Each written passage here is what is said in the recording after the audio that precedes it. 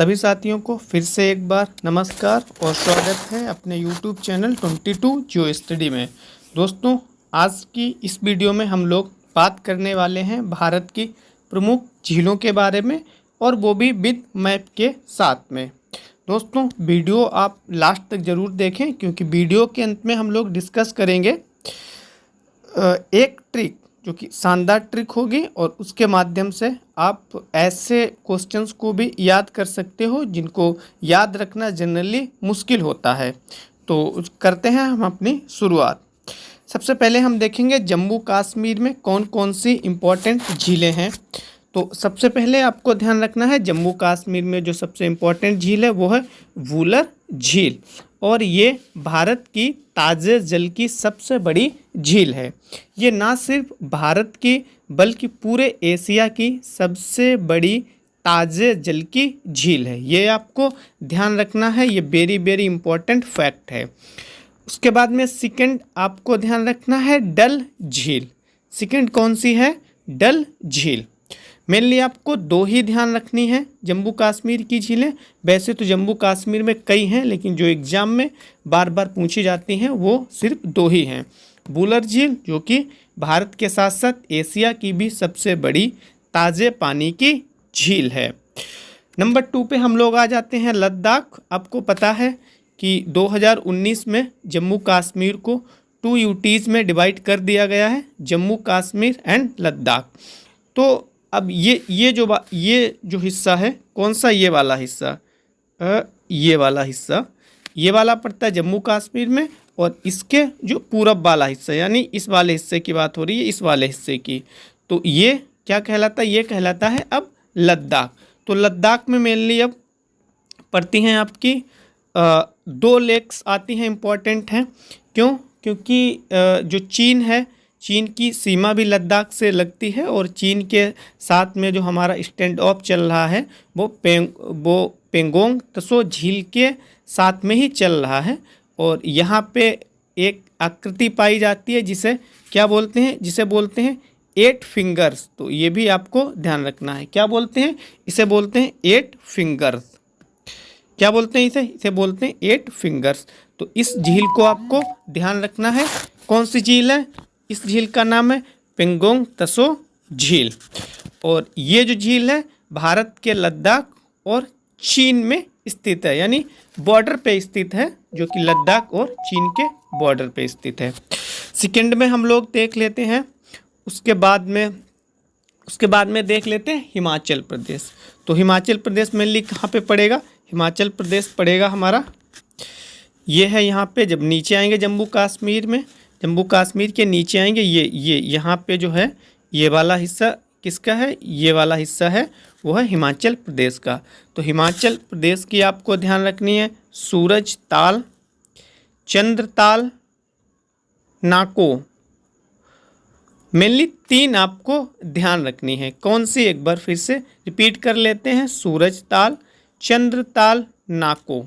3 हैं, इन्हें आपको ध्यान रखना है। फिर से आ जाते हैं, अब इसके जैसे ही नीचे आएंगे तो पड़ेगा आपका यूके पड़ेगा, उत्तराखंड, यानी ये जो हिस्सा है ये है यूके का। तो यूके में कौन कौन सी इम्पोर्टेंट लेक्स पड़ती हैं उन्हें भी देख लेते हैं। तो नैनीताल, ये तो मुझे लगता है आप सभी लोगों को ही पता होगा, क्योंकि नैनीताल जो है वो ना कि सिर्फ एक लेक है बल्कि एक टूरिस्ट हब भी है, यानी टूरिस्ट डेस्टिनेशन भी एक है, फेमस टूरिस्ट डेस्टिनेशन है। उसके अलावा में रूपकुंड, तो ये भी आपको ध्यान रखना है। मेनली 2 ही आपको ध्यान रखना है, रूपकुंड और नैनीताल। तो 2 आपको यहाँ से ध्यान रखना है। उसके बाद में आ जाते हैं हम लोग, पंजाब में कोई इतनी इम्पोर्टेंट लेक है नहीं। एक सुखना है, इसमें नहीं दिया हुआ है क्योंकि इसमें मैं लिखना भूल गया हूँ, आप लोग ध्यान रख सकते हैं। कौन सी है? इसमें है सुखना, मैं यहाँ पे लिख रहा हूँ। ये पंजाब है आपका, मैं यहाँ पे लिख रहा हूँ। कौन सी है? सुखना।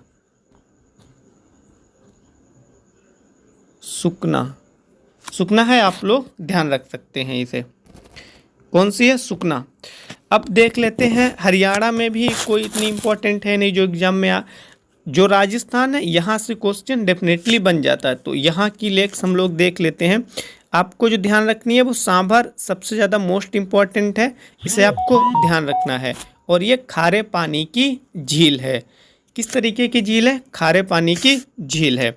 उसके बाद में पुष्कर झील, तो आपको पता ही होगा कि पुष्कर जो मेला है वो कहाँ लगता है, राजस्थान में ही लगता है।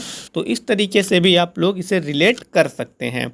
उसके बाद में नक्की झील, कौन सी है? नक्की झील है। और एक अभी हम लोगों ने नाको झील पढ़ी थी, तो इन दोनों में कन्फ्यूजन मत पैदा करें, मतलब इसमें कन्फ्यूजन ना हो बिल्कुल भी, क्योंकि जो नक्की है वो यहाँ पे है राजस्थान में, और जो नाको है वो कहाँ है? वो आपका है HP में, यानी कि हिमाचल प्रदेश में। उसके बाद में जो इम्पोर्टेंट है वो है आपका देवघर झील। देवघर झील, और ये कहाँ पड़ती है? ये भी पड़ती है आपकी राजस्थान में। कहाँ पड़ती है? ये पड़ती है आपकी राजस्थान में, ये यहाँ पे है, ये पड़ती है देवघर झील। और उसके बाद में आ जाते हैं राजसमंद झील, ये यहाँ पे।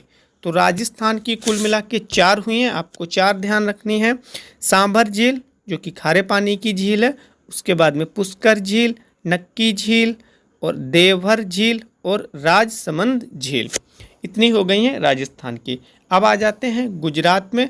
तो गुजरात में मेनली एक ही है, उसका नाम है जल सरोवर झील। क्या नाम है? जल सरोवर झील। यहाँ पे दोस्तों मैं एक फैक्ट भूल रहा था, ध्यान आ गया, तो आप लोग याद रखें इसे। जो राजसमंद झील है, ये राजस्थान की सबसे बड़ी मीठे पानी की झील है। ये वाली जो आपको मैंने अभी बताई थी, ये राजस्थान की सबसे बड़ी मीठे पानी की झील है। जो लोग राजस्थान से हैं या फिर राजस्थान के किसी भी एग्ज़ाम को देने वाले, उनके लिए ये इम्पॉर्टेंट है। वैसे ये इतनी इम्पॉर्टेंट है नहीं। उसके बाद में देख लेते हैं एमपी में। एमपी में आप एक ही ध्यान रखिए, भोज झील। कौन सी है? भोज झील।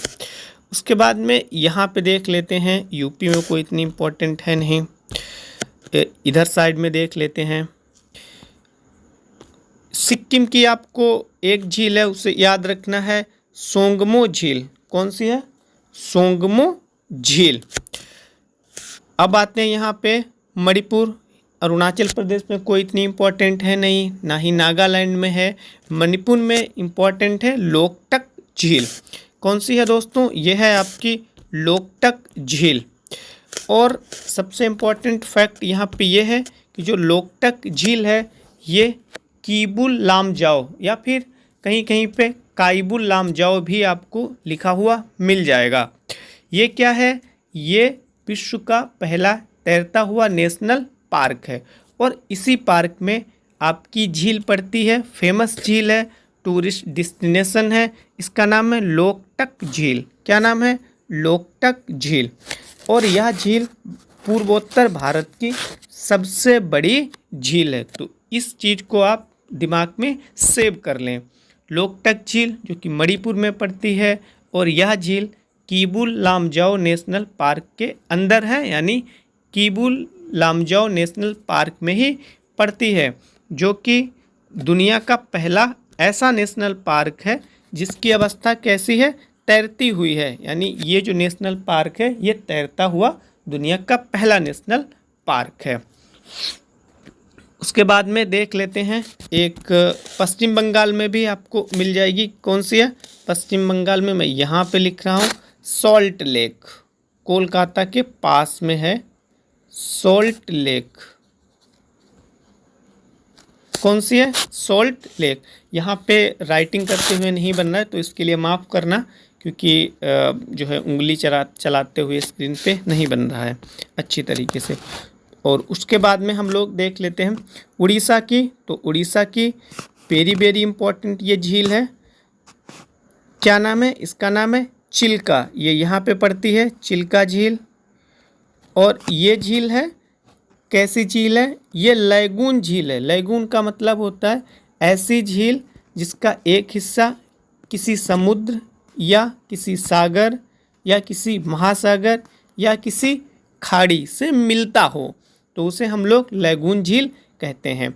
और ये बिल्कुल बाउंड्री पर, यहाँ पे बॉर्डर पे यानी स्थित है, जहाँ जो कि बंगाल की खाड़ी इसके पूरब में पड़ती है। तो बंगाल की खाड़ी का जो पानी है वो इसी में आ जाता है, तो इसीलिए इसे क्या बोलते हैं, लैगून झील बोलते हैं।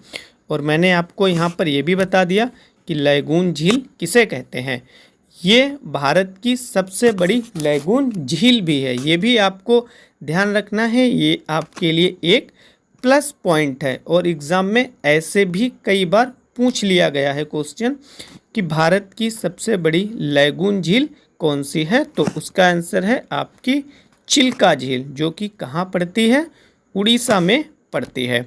उसके बाद में आ जाते हैं आंध्र प्रदेश में।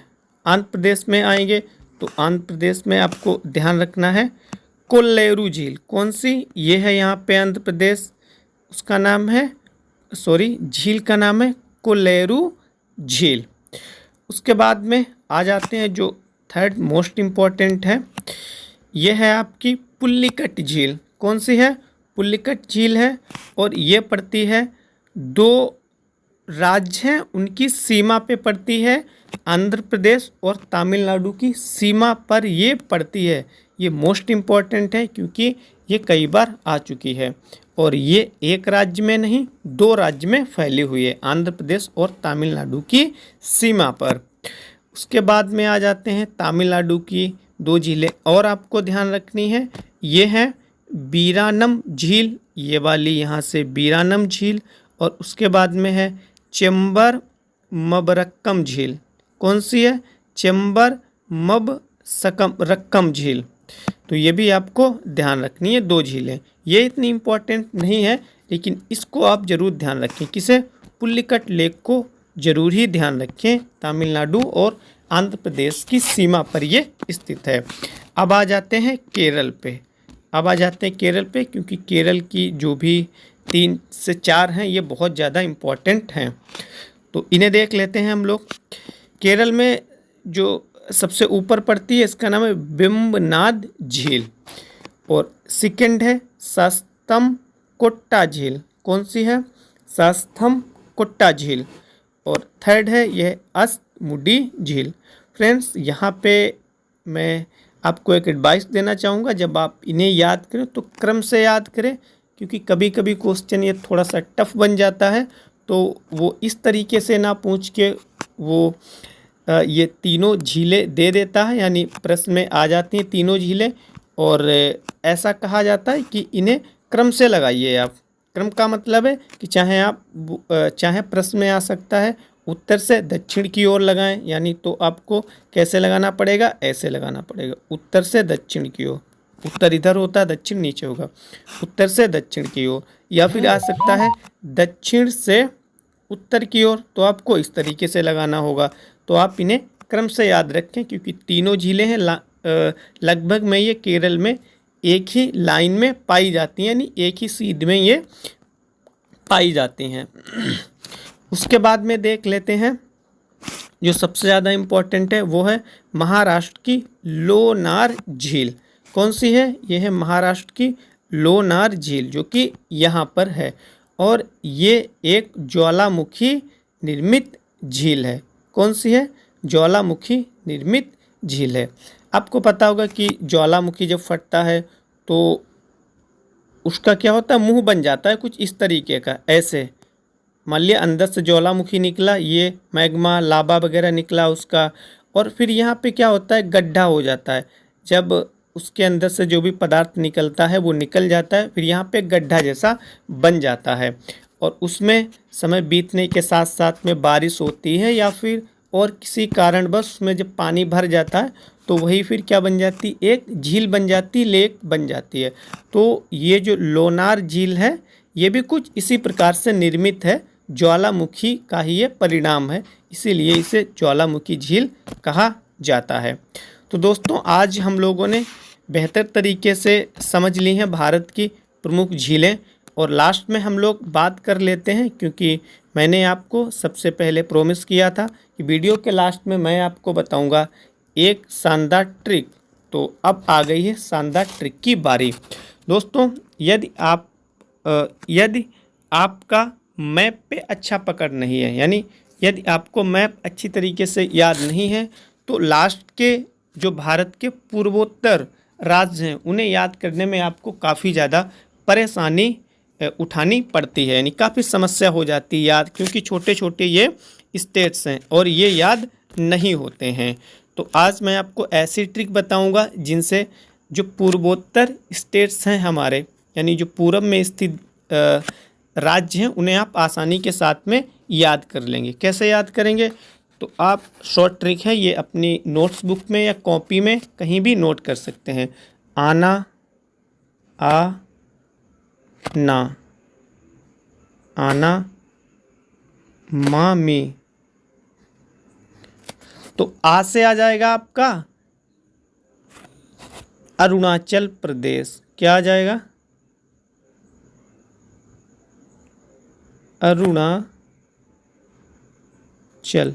अरुणाचल है। तो आप लोग प्रदेश लिख लेना, क्योंकि फ़ोन जो है उसकी स्क्रीन बहुत ही ज़्यादा छोटी है। ना से आएगा, ना से यहाँ पे मतलब है नागालैंड। क्या मतलब है? नागालैंड, नागालैंड। उसके बाद में जो माँ आएगा उसका मतलब है मणिपुर। मणिपुर बोल सकते हो, फिर मणिपुर भी बोल सकते हो, मणिपुर। और ये जो माँ आएगा इसका मतलब है आपका मिजोरम। क्या मतलब है?